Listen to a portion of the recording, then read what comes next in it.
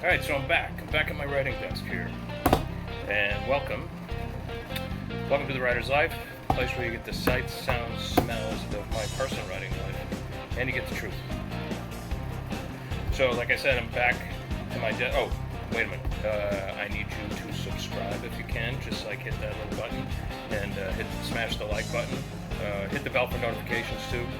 I generally try to do a video a day.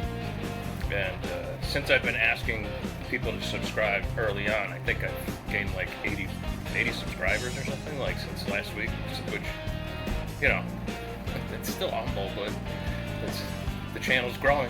The channel's absolutely growing, so that's good. I thank everybody who has subscribed, and, thanks for your loyalty.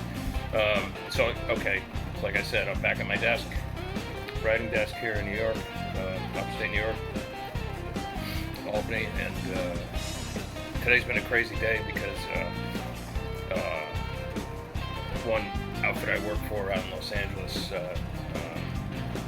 just threw a bunch of work at me because another writer they were working with just couldn't handle the projects they were giving him. So they were like, "Vince, can you please do these?" So I'm more than happy to do it for him. Anyway, all that said, so today's topic: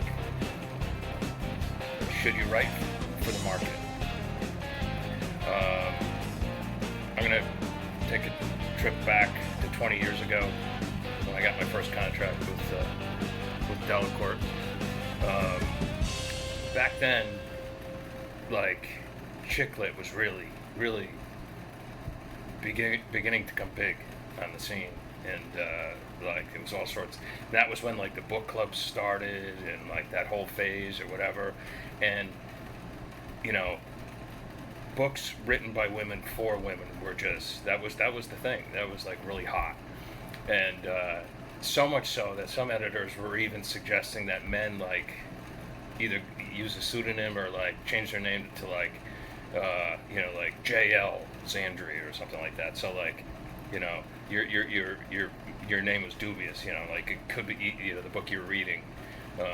That has sort of a romantic flair to it could easily have been written by a woman or something like that. Anyway, I refused to do it. And then came like the vampire craze, which was like you had to write about vampires. And then there was the Dan Brown ushered in the kind of Indiana Jones-ish look for clues hidden in these the Secret Temple type fiction. And whereas I don't write for the market ever, I did jump on that bandwagon though with my Chase Baker series, and it's done extremely well. And the even better part about that one is that I think I now have like 12 or 13 books in that series, plus a spin-off series, a young adult spin-off series, of which I have one book now published and another one that I've written like 6 or 7 months ago, but it hasn't been published yet. So like, I own all the rights to that whole project, and it's been very good to me. Sometimes it like totally pays the rent every month and all that. So anyway, but the answer to the question is no. Don't write for the market. Usually, by the time you write for the market, if you try to chase the trends, usually the trend is over. Because it could take a year and a half, 2 years, sometimes even 3 years for a book to get published. And, by the time something was hot, by the time your book gets published, it's going to be way cold. So, and anyway, to me, writing for the market wouldn't be fun. I still write, for the most part, hard-boiled noir. And even though it's more of a niche audience, it's just so much fun. I just finished a Jack Marconi book.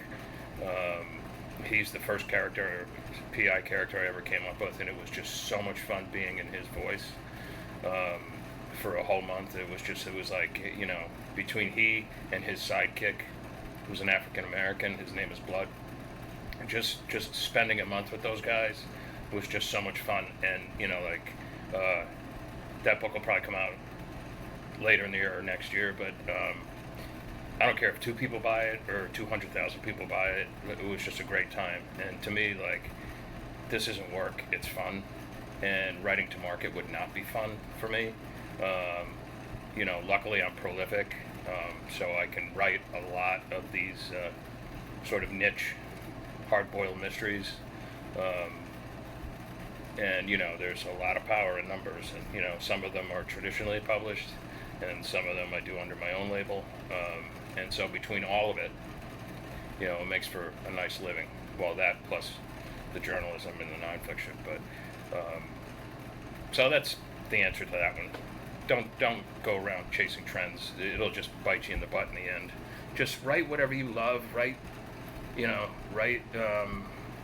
what you love to read, and you should be fine. Also, I'm in the Writers Union now. I've never joined any unions. I mean, I'm a member of International Thriller Writers, of course. I won the award, and I'm a member of the Mystery Writers Association of America. I don't think I'm a member of the Private Eye Writers Association of America, but I did win the Seamus Award. Had to throw that in there. But if you are a full-time freelance writer, journalist, fiction writer, it pays to join the National Writers Union. You also get this nifty prescription drug savings card. And, you know, when you get past 50, you know, you start needing the occasional prescription for weird things. You know? So, anyway, I'm back. I'm trying to get used to the time again before I take off again for Istanbul in 2 months. And that's it. Hope I've answered your question. Again, subscribe, hit the like button, smash the notification bell for updates on when these videos come out, which should be every day. Alright, that's it for now. Ciao, ciao.